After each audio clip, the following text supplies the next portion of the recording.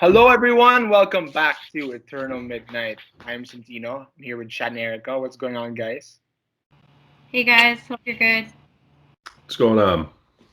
And today we are grabbing our sword, our axe, our bow, and headed down to Middle Earth to destroy the One Ring to rule them all with the Fellowship of the Ring and the Two Towers. So let's start off with the Fellowship of the Ring, which came out in 2000. Uh, Erica, your thoughts on the Fellowship of the Ring? I liked it. I'd never seen Lord of the Rings before this. Surprisingly, I really liked it. I honestly didn't know what to expect. I didn't really know that much about it. I loved the way that each of the characters were established. I loved how uh, the cinematography is like one of the biggest things with these films with me is it's absolutely stunning. It's just every shot is beautiful. The way things are filmed, the acting is good. It these each different species is established well. Like we learn what they're like, what they look like, what makes them different, things like that. And it was I liked it a lot. Right, nice. And Chad, I mean, like you have been watching Lord of the Rings forever since 2000. So, like, what do you think of it? Oh, I've been here. I've been there since the beginning, basically. The first time I watched it was I didn't see it in theaters. I didn't really know much about it. I think I was in like ninth grade. Yeah, I think I was in like a freshman in high school when the first one came out. And I went to a friend's house like the summer after it came out, and he had it on VHS. And he's like, "Hey, let's watch Lord of the Rings." And I'd heard kids at school talk about it before. And now remember, everyone, internet wasn't what it was today back then. Yeah, So we didn't exactly you didn't know everything like you basically do nowadays. So he just goes, "Hey, let's watch Lord of the Rings," and I go, "Okay, I've never seen Lord of the Rings." And with these movies being as long as they are, I remember watching it. And we're getting near the end when the final battle happens at the river, and Sam and Frodo take off on their own, and the group's all split up. And they're like, "Okay, we're on our way to Mount Doom." And I'm just sitting there, I'm like, "Holy shit! How long is this movie?" Because I thought it was just one. I didn't know it was going to be a trilogy. So I'm just sitting and I'm like, I look at my friend, I'm like, "Dude, how long is this movie? Like 5, 6 hours long?" He's like, "Oh no, it's done." I'm like, "But it's not." I'm like, "They didn't finish yet." He's like, "Oh, there's still more coming." I'm like, "Oh shit!" So that's when he broke down about the books and all that crap. So I was like, "Okay, now that makes sense." And then yeah, I was able to see Two Towers and Return to the King in theaters. that's But yeah, awesome. first time seeing it was definitely a confusing experience. That's awesome. Like for me, Lord of the Rings, I watched in grade two, and basically my teacher just showed it on our screen while having lunch, and then I was just amazed with like the amount of world building, the elves, the dwarves, the men. The opening scene itself is like it establishes what's going on without the need for the Hobbit. I mean, we'll get to the Hobbit later in the movies, because eventually Peter Jackson did do that. But as of right now, the opening scene just shows like what's going on, and I did like the world building they had, like the Shire itself. The Shire was amazing. It was beautiful. I Yeah, did like it. And then eventually, like, oh, the different kinds of people that live there. Like you have wizards who are like the best of their order. You have the hobbits who don't really care about don't care about anything. Just want to eat and smoke and live life without. they're in their own little world. Yeah, they're in their own little world. You have the elves who are so high and mighty. You have the dwarves who are just like, you know, um, they just want to build stuff and get gold, get rich, basically. So and then you had so then basically the plot starts when we find the One Ring, and Bilbo leaves it in the Shire home, and Frodo and Gandalf discover that this is in fact the One Ring to rule them all. And then basically we head to Rivendell, where we meet the Fellowship itself. So there are the characters. Legolas, Gimli, Gandalf, the hobbits, uh, Sam, Frodo, Merry, Pippin, and what's his name? Aragorn. The one who will later return, Boromir. and Boromir, of course, yeah. And those will later become main setting for our final fight in Return of the King, especially Aragorn. Aragorn will play a big part. But like right now, it's interesting to me at least to see where they're coming from. Like we don't know who these guys are yet, but like we will, and we'll accompany this journey. We will accompany them on this journey, and as we head off, like on this quest, you think that it's gonna be like that part from going to the Shire to Rivendell was the easiest, but not. Sorry, it was the hardest, but not. It was the easiest because there's a lot to come. And basically, I just want to talk about it's just Fellowship of the Ring is really much an origin. I mean, like not much happens, but enough happens for you to be interested in. If that makes sense, does that make sense? Yeah. Yeah, I mean, it's the beginning of the quest. It spends like the first half of the movie is like you said, it's all the setup, and everything that they thought they went through leading up to getting to Rivendell was just like barely the tip of the iceberg. Like if you thought this, like it's almost like you're looking at me like, if you thought that sucked, just quit and go home now, because you don't even know like the hell you're in for coming up over the next few days or weeks, however long this entire trilogy spans. And then taking off from there, hitting the mines, meeting more of the elves, the final battle on the riverfront. It's like everything just keeps ramping up and getting bigger and more dangerous and bigger than the rest. So it's just a steady series of everything just ramping up. And I mean, we've got losses along the way. The loss of Gandalf. It's like you don't even really. Most people probably weren't even expecting that. Like we lost two members, Gandalf and Boromir, in the first movie alone. Like, damn, this fellowship is dropping like flies.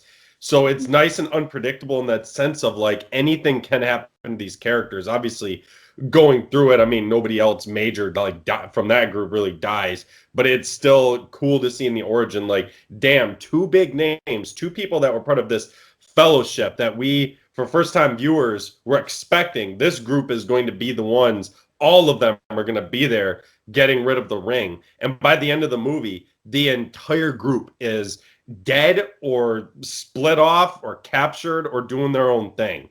It's such a wave of change from beginning to end. And even with two more movies still to come, all of these characters by the end of this movie are like, aside from maybe, I'd say aside from Legolas and Gimli, everyone has basically changed from who they were at the beginning to the end. Legolas and Gimli don't really get much change, I don't think, aside from becoming friends with each other.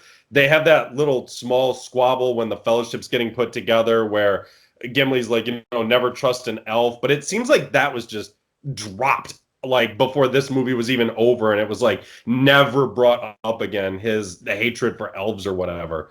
But aside from that, yeah, everyone is completely different by the end of this movie. I mean, look at Merry and Pippin. Perfect examples, which you guys can go into more next. Look at them. They start out as just two bumbling fools who by the end basically are willing to sacrifice their lives at the expense of possibly their own, to try and help Boromir not get killed right in front of them.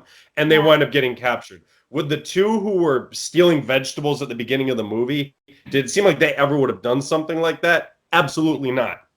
Yeah, totally. I agree with you there. And what you said about Boromir and Gandalf's death, I was not expecting that at all. And I knew when I saw that, I was like, Gandalf can't die. He's too much of a big character. There's going to be something. And then when he came back in the next movie, I was like, yeah, I knew that had to happen. But I agree with everything you said there, Chad. Most of the characters have a character arc within the movie that's significant, of moving past something or realizing that they have to do this in order to like stay together or whatnot, things like that. And it's also more of like a very good subversion of expectation, because to me at least, like they established this group, like, all right, this is gonna be the group that will take the ring to the mountain, and we're gonna go on this adventure. And by like the end of the first movie, like two are dead, and the group splits into three, which we'll talk about later in the Two Towers. But it's a very good expectation subversion, and it shows how much of a threat the bad guy actually is. Because the Urukai were like bred for war, and I was really impressed with them because they were not CGI at all. These were 2000. These were practical effects, and Yeah. it still holds up. It really does. That was amazing. Like the fact that that's all like prosthetics and makeup is incredible, and it looks so much more real rather than just like rather than the CGI, and it makes it more like you each of them have, I don't want to say personality because they don't have personality, but they add multiple variations of that character, of those characters, if that makes sense. Yeah, I mean it's more of like they seem more real because the people who created them took the time to forge the costume and make the masks for each of the cast members who played the Urukai. Yeah. So when they come on screen, there's a different presence than just a CGI. And yeah, like the battle at the end by the river with the Urukai versus Aragorn, Legolas, Gimli, Boromir. That battle, I mean, I think it's obviously it's like the weakest battle of the the three big battles of all the movies, but it's still massively impressive to the point where it's like. And Santino, I know you're a much bigger MCU fan than I am. What battle looks and feels more real? The battle by the river or the battle in Wakanda in Infinity War? I mean, yeah, this one feels more real because they're not fighting CGI. They're not fighting just CGI monster things. These are actual sword fights between actors. And that's another damn good thing these movies do is the fight choreography is it just looks and feels so real. I mean, take a lightsaber battle or something, and it just looks like some of them just look so fake, especially in the prequels compared to the sword battles here, where it's like this. I mean, these are like people are getting hurt in these, they're getting punched, they're flying around. It's like these just feel more real when it comes to the fight choreography. Yeah, and it's also more of like the best way I could describe it is raw. It's raw. It is. Yeah, these characters are bleeding. They're panting heavily. They're getting killed, and we're seeing them get killed. We're seeing dead bodies in these battles. It's also more of like when Aragorn holds a sword, you can actually see that sword has weight to it. It's not like, oh, it's a light sword. I can hold it with one hand. Like for example, in Chamber of Secrets, when Harry Potter takes the Gryffindor sword, an 11-year-old carrying a sword, it will be way too heavy for an 11-year-old kid to actually hold it, much less kill a giant snake with it. But here in Fellowship of the Ring, like you can see the sword Aragorn's holding, like it really has weight to it. You can tell it really has a presence that when you one wrong stroke, because of its weight, it will drag you down and you will get killed by the enemy. That's how it feels. That's really how it feels. But even though there is practical effects, there is CGI here and too, and man, the CGI still does hold up. Like the Mines of Moria, for example, when the Balrog of Morgoth comes through, thundering through basically the halls to destroy the Fellowship, it looks real. And this is 2001, and shit, man. 2018, the stupid porgs from Last Jedi look fake, and this looks from 2001. Yeah, seriously, look. It's so true. They also did. I imagine a lot of the backgrounds, maybe more in the other movies, but a lot of the backgrounds, like with the volcanoes and castles, were probably somewhat CGI because you don't just have like a giant tower and a volcano that you can just find randomly, and even those looked really good as well. Just putting those. Some doesn't hold up. That giant squid thing in the pond as they're about to enter the mines doesn't really look. But yeah, it's no Kraken from Aquaman, but I mean, it wasn't too bad.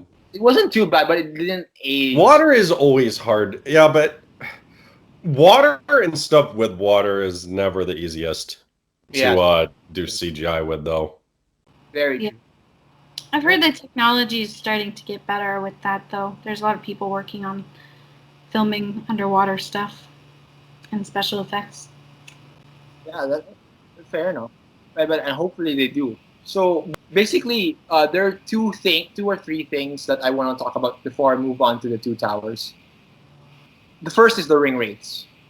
The ring wraiths are basically the men who were converted to evil by They were the Saul. 10 kings who had the 10 rings. Yeah, they were the 10 kings or the 10 rings. So overall, what did you think of the ring wraiths? Were they intimidating? Did you scare you? Because personally, for me, when I watched Lord of the Rings for the first time, that shit gave me nightmares. The ring wraiths, because they screamed and they had no face, and you could only see them if you put on the ring, which was like really scary. I mean, what do you guys think of the ring wraiths? Were you scared by them when you saw it? Those freaked me out. They were well designed because they freaked me out, which they're supposed to do. They reminded me a little bit of of Dementors from Harry Potter, but they definitely like the sounds that they made, the look of them, the general like just dark, scary presence that they set out was definitely freaky, and which is good because that's what they're supposed to be like. Right. Uh, and yeah, I mean personally, like when I saw them, I thought these were the most intimidating villains on screen ever because the ring wraiths, like they had no soul. They didn't care who they killed, whether it be man, woman, child, as long as they got the one ring. And that's like that hunger for that power is what really scary. Like, oh damn, like they won't stop. You won't stop. And what's worse is you can't kill them. Eventually, you can kill them because we'll see it in Return of the King when Eowyn. Anyway, we'll talk about other some later. But that's what really scared me, to be honest. The ring wraiths. And then another thing I want to talk about is actually like because she is never really seen as that much after this movie. Galadriel. Kate Blanchett as Galadriel to me is also a really good actress, and I'm glad that that one scene we had with her, showing that she's the queen of all the elves, was amazing.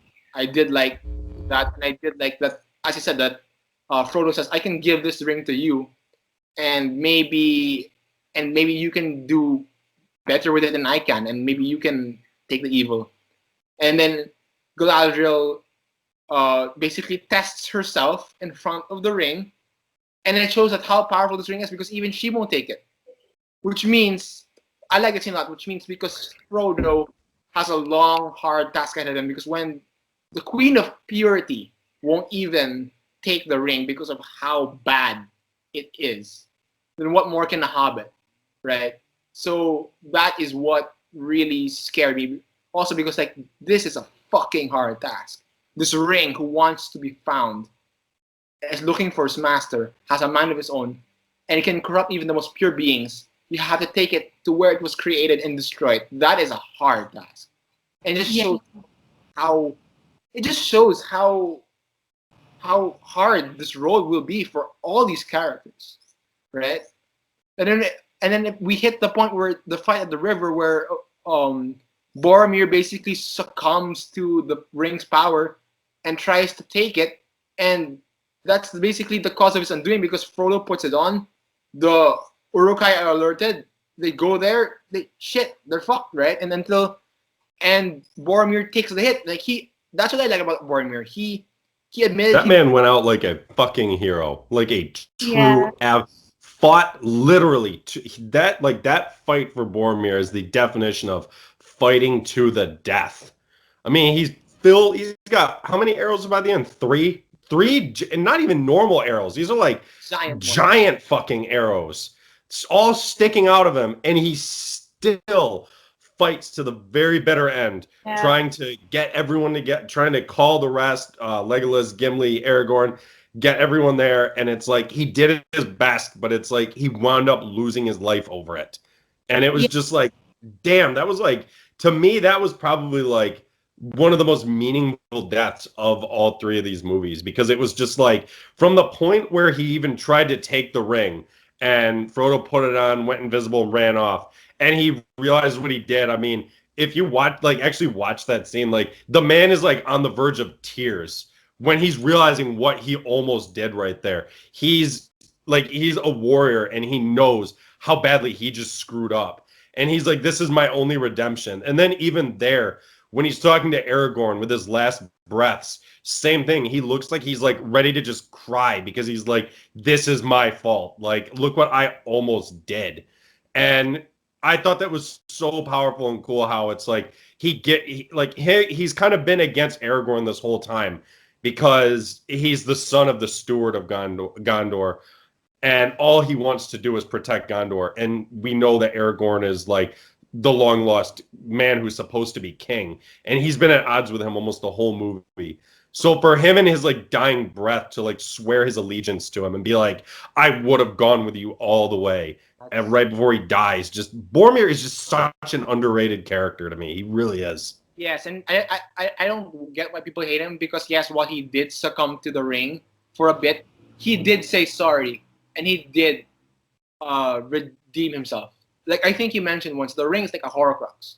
It is that powerful and that powerful that it can corrupt even Boromir, right? Yeah, the definitely the thing you said about the ring being like a Horcrux, that is so true. I so agree with you there. But Boromir, you said it all again, Chad. His death was like so. I remember watching. I was like, how is he still moving? How is he still alive? And that's literally just like that is the definition of fighting until your last breath. Like you don't stop until you can't anymore because you're dead or was something like that. And that's going down like a hero for sure. And yeah, and exactly. And Boromir gets killed, and then Frodo talks to Aragorn. Frodo says, "I need to do this alone. I don't want any more people to get killed." And he takes off. And then as he's taking off, I love that moment. Like Sam comes in and says, "Hey, you're not going anywhere without me. I'm coming with you, and I'm gonna take this burden with you, and we're gonna go and carry the ring." And that's amazing for me because Sam's importance will be amplified to the max by Return of the King, and we'll get to that. But like when Sam goes with Frodo, they headed off, and Merry and Pippin get captured by the orcs. So you know, Aragorn, Gimli, and Legolas not wanting to be dicks, say, you know what, we're going after them. We're gonna get our friends back, and we're gonna find a way to win this war. And right then and there, they're gonna be like Aragorn, Gimli, and Legolas. Their arc for me is the most interesting, like even more than the ring bearer, because they're gonna be a key player in this war to the point where we've never seen before. So, and we'll talk about that again in Return of the King and in Two Towers. So, like basically, that's where we actually leave off. We leave off with Frodo and Sam headed to Mordor. They see the dark red sky, and that's evidence of like, oh shit, you know, we're here, and we're gonna. It's time to do this shit now, and time to do this quest now. And like I love the last line where Frodo says, "Sam, I'm glad that you're with me. I'm glad that you're with me to do this." And they head off. I love their friendship. Sam and Frodo's friendship it just warms my heart. I really love that part of it. It's I think that's my favorite character interaction. Overall, so overall, like before we move to Two Towers, like ending thoughts on Lord Fellowship of the Ring, Chad and Erica. Great start.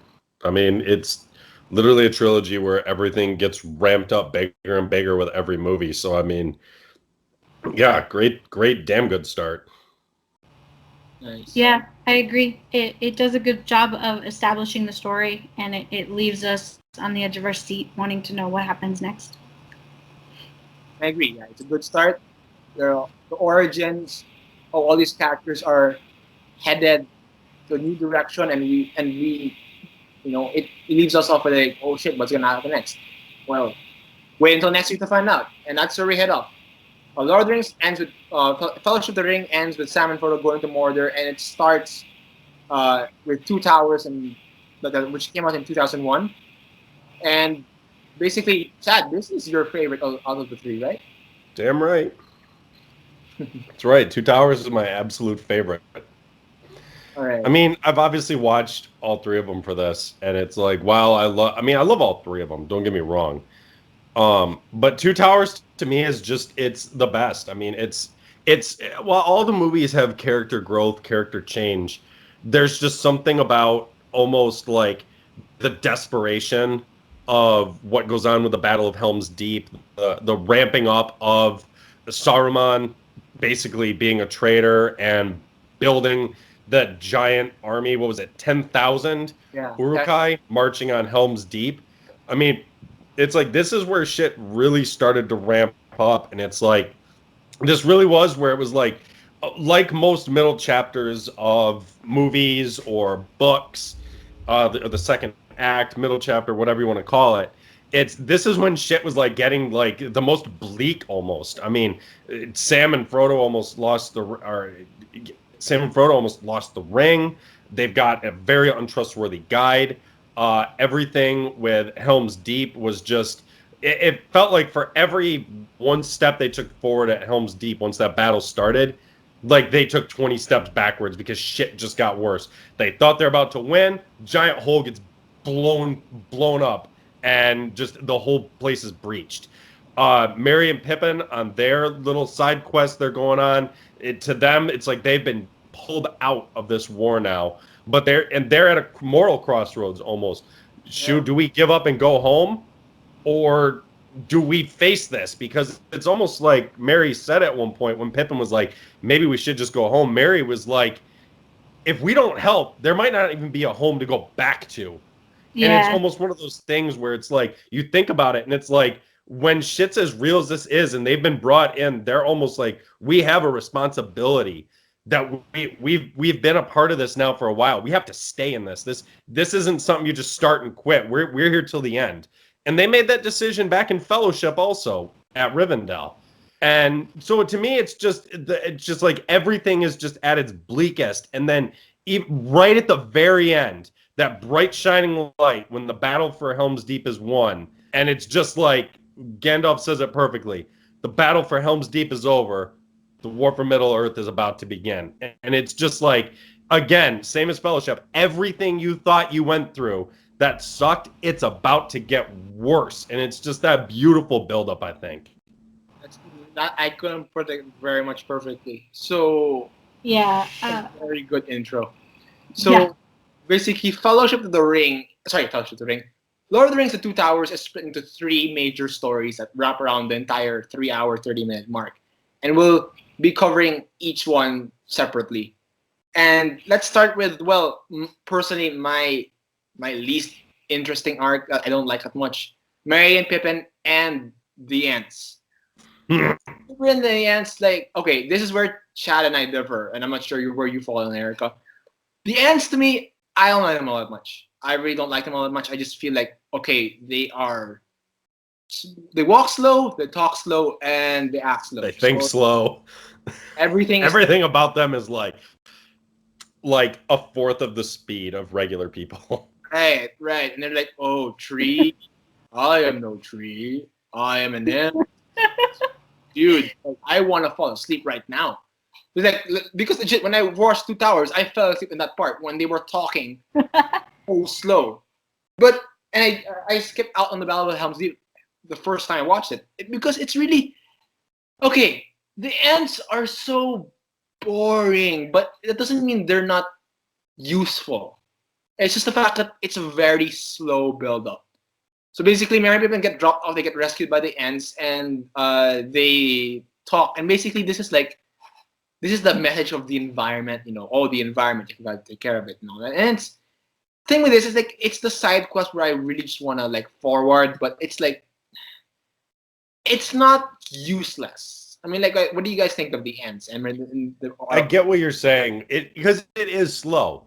But at the same time, what I do enjoy about it is basically stop and think about it. This is where, without Merry and Pippin, they changed the tide of the entire war. Just the two of them. Without them, Saruman would have continued building more and more armies. And everything going forward for the war for Middle-earth would have been different, and they probably would have lost. Imagine if a 10,000 count Urukai army had shown up in Return of the King at at the Battle of Gondor. Imagine how different. I mean, obviously the damn ghosts changed everything, but whatever. But just imagine how many more they would have lost before the ghosts showed up in that, if Saruman's factory of Uruk-hai had not been shut down. So it's like, while I will agree, it was boring, but when we got to that point where Merry and Pippin convinced Treebeard to take a different way, go by Isengard. If they hadn't, that was where it was like, that's when it picked up. I mean, you got to admit, name me another movie in the world where it's trees versus goblins. There isn't. And it's amazing to watch. You were watching trees jumping on these things, hitting them with their arms. I mean, and then like that, when they pull the beams down and and let the dam come out and just flood everything, it was so cool to watch, one. But two, it was like the swell of the music and like that. These trees are gigantic, so they're able to just stand there while all the orcs just get completely washed away and Isengard floods and is just absolutely destroyed. So, yeah, I agree. Some of the stuff in the forest was boring, but what was going on was more important. It's kind of one of those things where it's like, there really was no exciting way to do everything in the forest. Which is why they barely ever focus on it, though. So it's like, it's boring, but we get an awesome end fight out of it. It's kind of like along a parallel of like part of the camping trip when you're reading Deathly Hallows. It's like part of it's boring, but it leads up to something. Very good analogy, yeah. Because important. But I agree with what both of you said. It was a little bit slow at times, but I also think that it was definitely important, and they do talk very slow. They reminded me of kind of like some kind of children's book, something like that, or a cartoon. But I like that they kind of had this wisdomous feeling to them, and that it gave like Merry and Pippin a task to do, and they were part of it. It wasn't just like the trees were doing it. It was like they had to convince the what are they called? The ants? To convince the ants. They had to convince the ants. And to help them. Yeah. And to help them. Which is, because like I said, this is slow, but it does have a point and purpose to what is going on. Mm-hmm. Like I fell asleep the first time I saw it, but it was interesting when they came onto Isengard. It's not like like in some movies where the side quest happens and nothing ever comes after that. There's no achievement with the side quest. Yeah. Canto Bite. Yeah, definitely. My allergies, but I swear, I mean, like, there was a point and purpose to this, and I did like where they were going for it. It's just the fact that it was just so slow, and I, like Chad said, like, we can Merry and Pippin face that moral dilemma of like we either go home, or we convince the trees to help us, and we'll see where it goes, right? And basically, the trees go to war, and Isengard. That's where I saw, like, oh, that's the power environment. Like, oh, the industry of man is not the industry of man is not is powerless against the forces of nature and all that. Like, oh yeah. So like, the scene where they release the river and destroy the dam. That was amazing. That was a beautiful, beautiful scene. Like you said, the music, the whole thing was just stunning. And like, I'm guessing a lot of it was probably CGI because they can't really practically burst a dam like that. Break a dam. Pardon? You cannot actually break a dam. That's gonna actually cause damage, if in real life. Yeah. So that was CGI, but it still looked okay. I mean, like, yeah, water. There's nothing wrong with CGI as long as it's not overused and it's used well, And that whole scene was awesome. And then at the end with Merry and Pippin finding a whole bunch of food, was it was really cute. That was hilarious, and I did enjoy what was gonna happen with them after, because like Merry and Pippin, while they play, like they have a character arc, while they are like, oh, we're goofy and we like to steal food and all, in Fellowship of the Ring, by the end of Return of the King, they have like such a brilliant arc. They are actually part of the war, and that will be amazing to talk about in Return of the King. Yes, I agree so much. Uh, okay, so that concludes the Merry Pippin Ant arc. I guess, unless you guys have anything else to say about that, like, nah, you're good. Yeah, you're not. All right. So we're gonna go before we go to my personal favorite arc. We're gonna go back to why this whole thing's actually happening. Frodo and Sam, and they get a new guide to help them to Mordor, Gollum. Now, Gollum's a creepy bastard. Let's just put it out there. He really is. He is a split personality guy who doesn't want anything but the ring. And he has this other guy that's like, oh, I want to be nice to the masters. They're my masters. They're my friends. You know, like, shit. You have to do the Gollum voice right, man. Come on. All right, fine. Is his name Gollum or Schmeagol? I'm so confused about that. Gollum and Smeagol are the same person. They just, well, I mean, like, Smeagol was his real name. yeah, I mean, like, technically, He became Gollum. Okay. Because I was like, what's happening with... I was kind of confusing. It's like, there's two names. Yeah, no, Smeagol was his old name. But then... Oh, okay, got it. When I was watching... Okay, so the Two Towers is...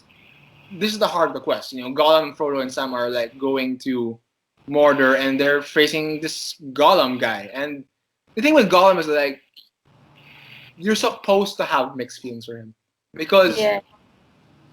You feel bad about what state this guy is in, but you also feel sad. But you feel bad, but then you also feel like you can't trust the guy because he's talking with two personalities. And like the scariest one is when he was talking to himself while they were asleep.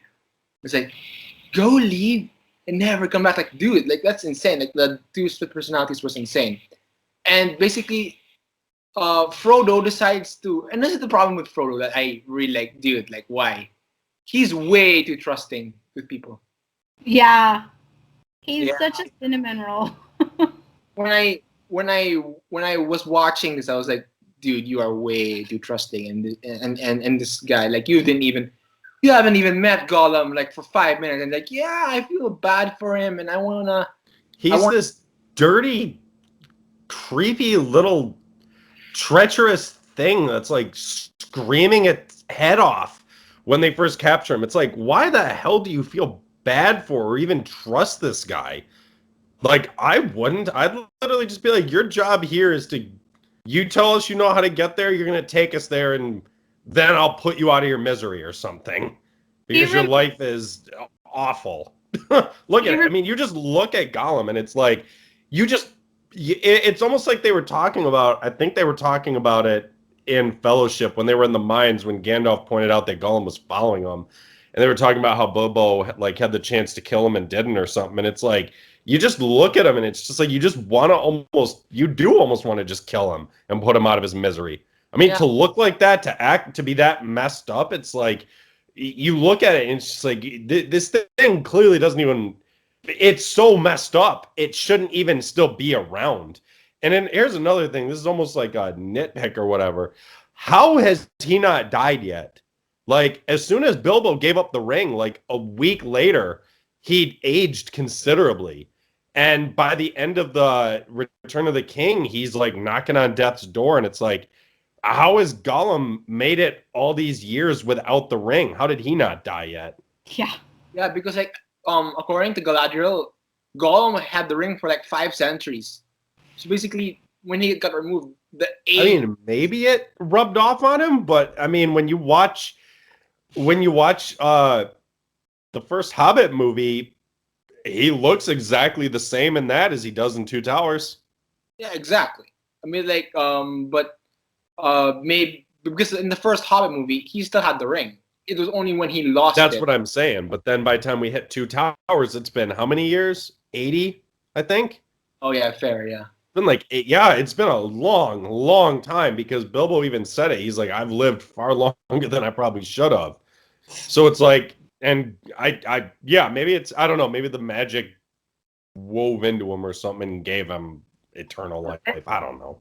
And Gollum is really like this guy is like he's the whole cause of why Sauron rose is because he told well under torture he told the Ringwraiths where the Shire was and like who The had weird thing about that though is, and I always found this almost coincidental, and I hate doing this to movies because so many movies have like a giant coincidence in it. Yeah.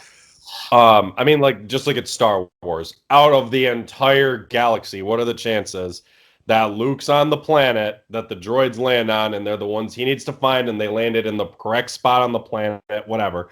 But it's almost the same thing. It's like the second Bilbo gives up the ring, that's when Gollum gave up the location. But they also said that the ring wraiths could sense when Bilbo was could sense when the ring was being used.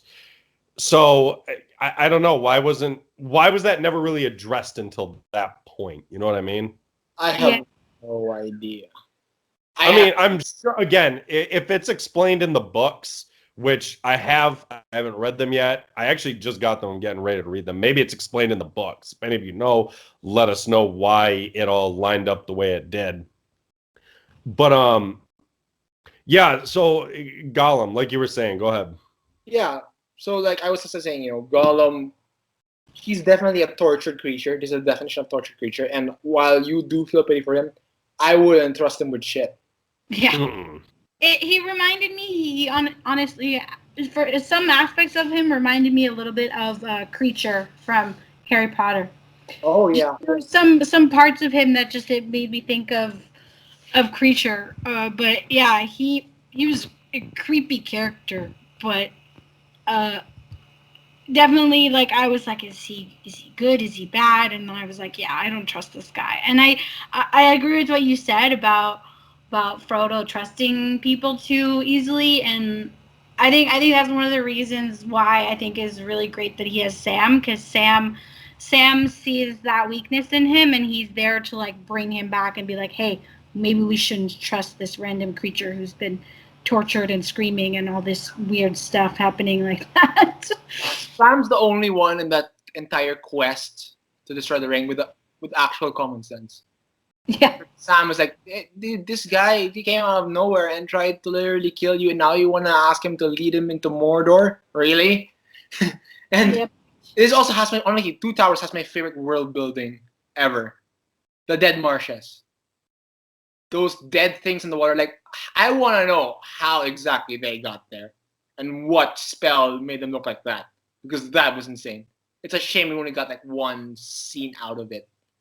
When it came to the world building, I was honestly more impressed with that scene when we first met Faramir with the Oliphants, and they were talking about like those like Aztec looking warriors who were with them, and they're like, evil men from the south, they're coming up or whatever. I was more like, who are what's this story? Who are these people? What because of Middle Earth we saw, we've seen the Shire, we've seen where men, we've seen where the elves live, we've seen, the mountains where the dwarves come from. I want to know what world these people come from and what world they live in and why they're suddenly involved in this. Yeah, true. We never actually do get an answer to that. I do. I mean, those things were awesome looking though. I mean, and obviously we see more of them in the battle in Return of the King, but it was a cool introduction I thought for those things. And yeah, and then like that, boom, with that we're getting world building, and now we're getting introduced to another and very important character, Faramir, Boromir's brother. Two Towers is basically an introduction to a lot of characters who will be important in Return of the King. You have Faramir, you have Eowyn, you have Theoden, you have Eowyn's brother. The more you guys, the more I just realized is the more you talk about this, it reminds me so much of Order of the Phoenix. Yeah, Like changing is like that just I don't know that when you guys said that whole thing about this middle middle story, middle film. I started aligning so many things with Order of the Phoenix, and I feel like I might be doing a fair bit of Harry Potter references in this, because there's actually a fair bit of similarities. Certainly. I mean, like Order of the Phoenix, it does. I mean, in terms of characters, Order of the Phoenix does introduce characters that will be relevant by book 7. So, like, yeah, you have Tonks and Lupin, and then their Yeah. relation, and they get killed in book 7, and like, but in here it's like again you have Faramir, who is such an important character, and the suspense on that is like Faramir wants to bring the ring to appease his father because his father's a fucking dick. But I hate him. Oh my god. we'll, Yeah. we'll, we'll get to that in Return of the King. But Ugh. Faramir wants to bring the ring back to his father, but and Galadriel says basically in a voiceover, all Faramir has to do is like take the ring from Frodo and game over. No more. We lost. But basically, I love Faramir's strength in this because him and Boromir, they have strength.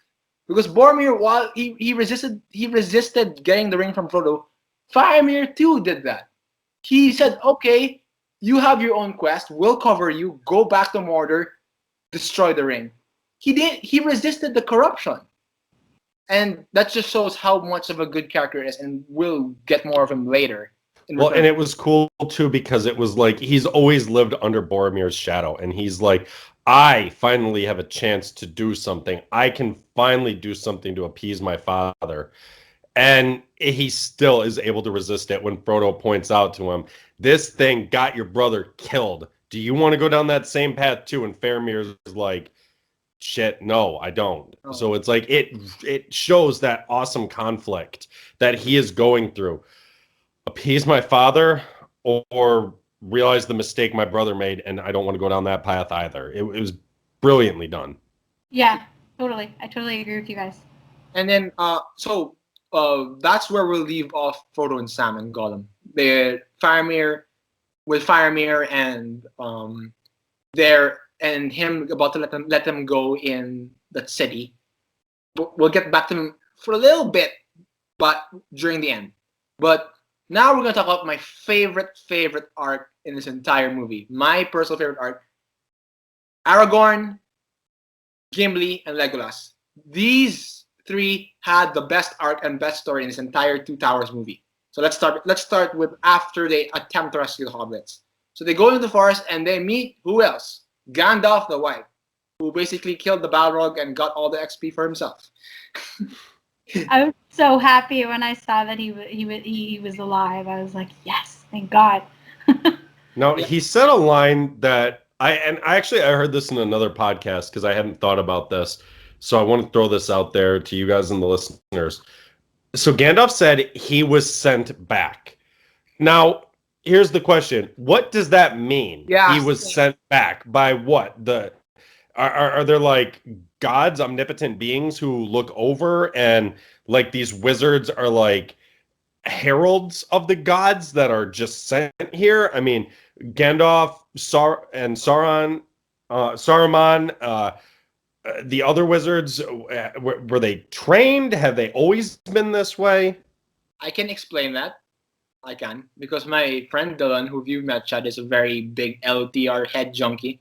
So he basically explained that Gandalf, Saruman, Radagast the Brown, and those two and then there's two blue wizards, right? Yeah, who are never named.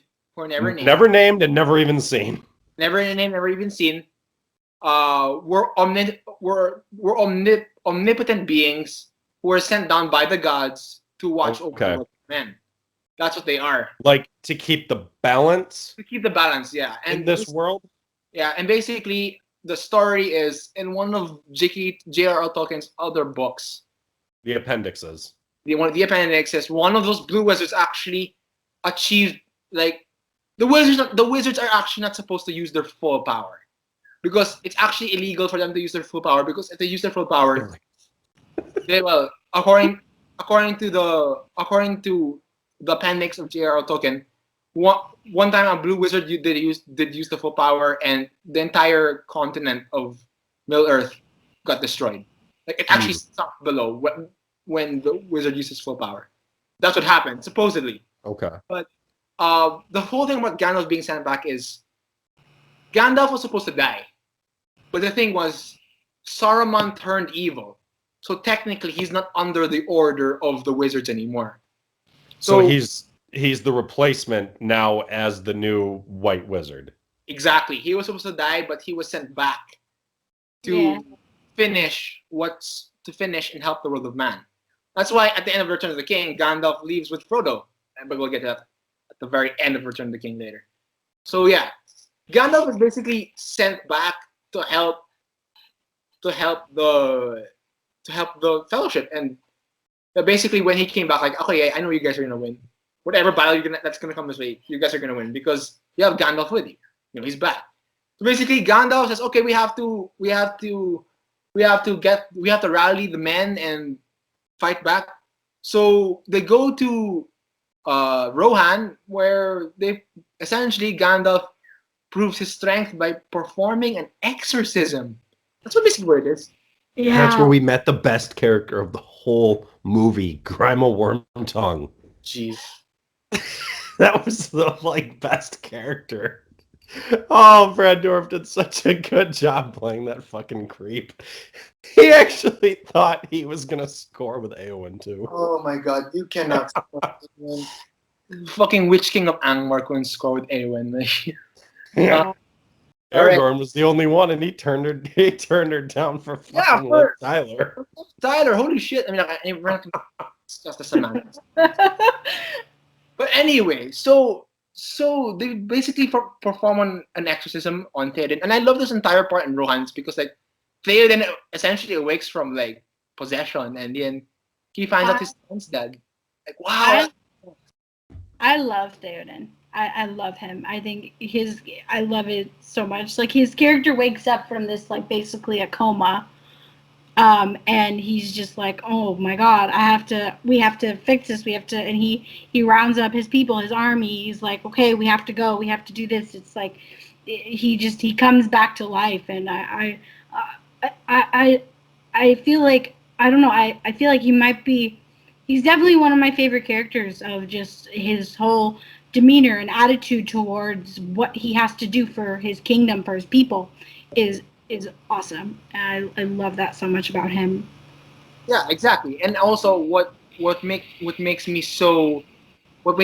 like Théoden more is that scene where he finds out his son's dead, and he starts crying and says, no parent should ever have to bury their own child. Like, yeah, man, that sucks ass. But then, like, after that, he rallies his people. Like, I have people to take care of, and we're gonna go to Helm's Deep. And this is the best part of me. We're gonna go to Helm's Deep, and we're gonna fight. And then I love that. Like, it's like a defense of men and elves, and like, yeah, we're totally gonna hold this. And then, like, and like these 10,000 Uruk-hai come and the Helm's Deep battle. Let's just get into it, like right now. It is one of the best fights ever. Just fucking hands down. I mean, everything is against the humans and the elves. It's raining. It's night. They're backed into a corner. They are massively outnumbered. And it's like just sitting and watching it. And it's like I rewatched it last night again for this because I just fucking love watching that battle. And it's so incredible to watch because it's like I said earlier, every time it seems like they're starting to win, some new shit happens and it just pushes them back even further than they started out. I mean, It's like at the beginning, it's like, and what's it? Theoden ruins it all, of course, by saying it. Saruman is just the best you've got, and then next thing you know, boom, fucking half the wall is gone. So now all the Uruk-hai are free to just rush in there. So now it's abandon the bows and arrows. Get out the swords because we've got melee combat we've got to do now. And again, outnumbered, you can only do so much. Yeah. And again, it's like for everyone that they kill, it's like 10 more are entering into the fort. So it's like, how many times do we hear them shout, fall back, fall back? Yeah. Multiple times. Every time they think they're going to, they might have a chance. Something happens, it's like you don't have a chance. And they knew it, but it's like, that's why you have to have good leaders like Aragorn and Theoden. You have to stand strong. You have to have the morale for your troops that says we can win. We have to do this. Like even when Legolas and Aragorn got into it and Legolas even apologized. He's like, I'm sorry for doubting you. It's like, you have to stand strong. I mean, they didn't even really have an army. They had maybe a few soldiers. Yes, they had the elves, but they mostly had like, what, farmers and old men and kids. It's like, this wasn't an army. So it's like, you have to stand strong for these people. You have to give them the attitude of, we can do this. There is hope. That is like the definition of like a community coming together and being like, okay, this is all we have, but we're gonna use it to the fullest of its capacity. Sorry. That whole battle was really awesome. And one thing I noticed about these films is they build angst really, really, really well.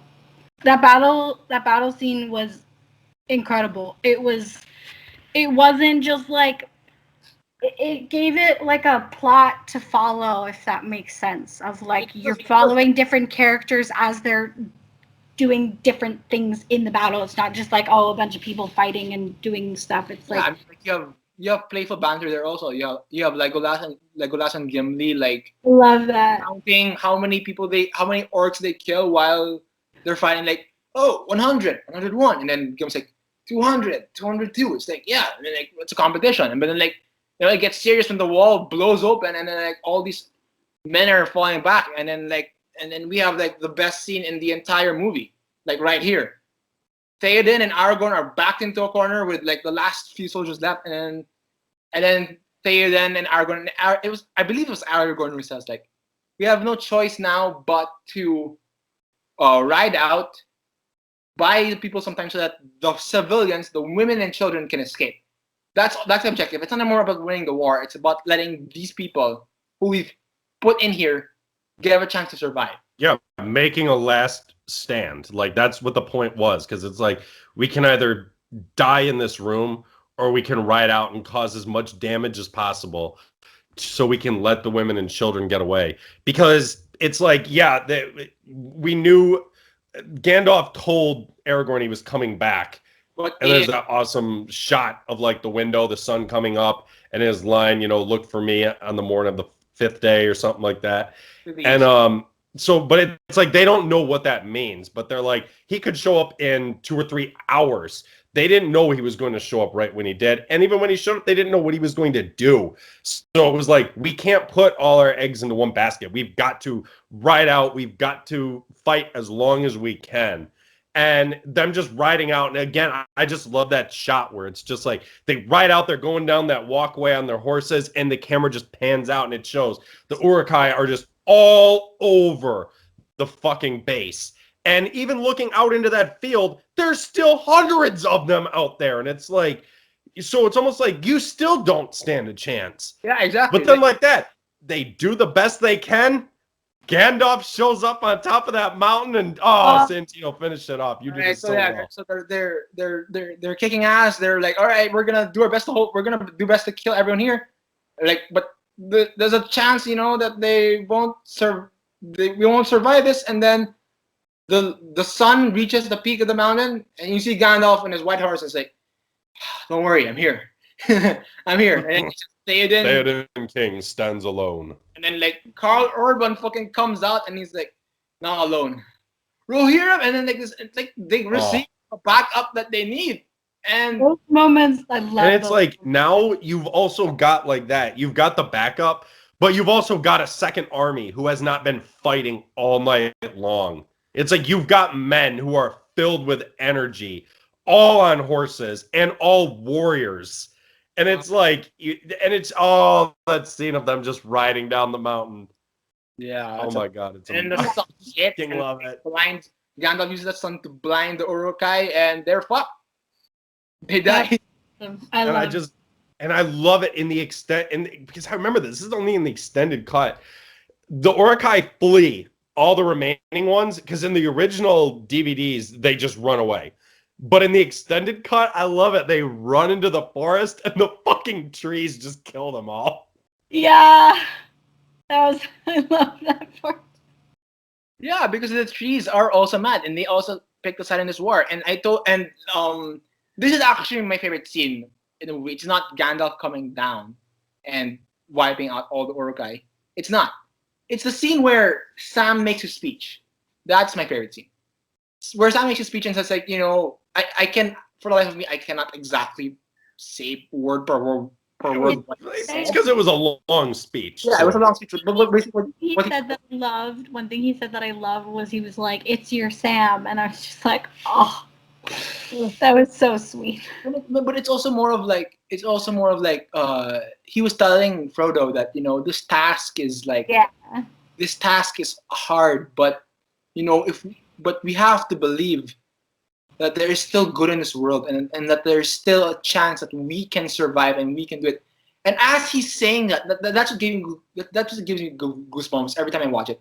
As Sam is saying that, the entire 3-story arc syncs up, right? Yeah. See, while Sam is having a speech, you see the trees destroying Isengard and flooding it. You see Theoden and Gandalf kicking ass in Helm's Deep. They're all doing, and like they're not together, but they're still fighting for hope. Like the Fellowship is not together. They're not together. They're separated. Like Merry and Pippin are here. Frodo and Sam are here. Aragorn, Gandalf, Legolas, and Gimli are here. But they're still fighting for what they believe in, even though they're not together, which is amazing. And I do love that scene. So that's basically the two towers. Frodo and Sam head to Mordor straight, and Gollum has changed his allegiances, and once again, and he's ready to kill Frodo for the ring. So overall, thoughts on Two Towers, guys? I loved it. It was the perfect middle film. It ended it on this kind of like hopeful note of like, maybe they'll be okay. There was mixed endings, but most of it was a hopeful note of just like there's something, it's gonna get better, or we have a little bit more hope now to continue our journey rather than just like despair and be like, what's the point, And I like the three characters. The three groups of just like exploring different parts of this universe that they've created, and again, beautiful cinematography. I'm amazed at how stunning these films are for the time that they were made in.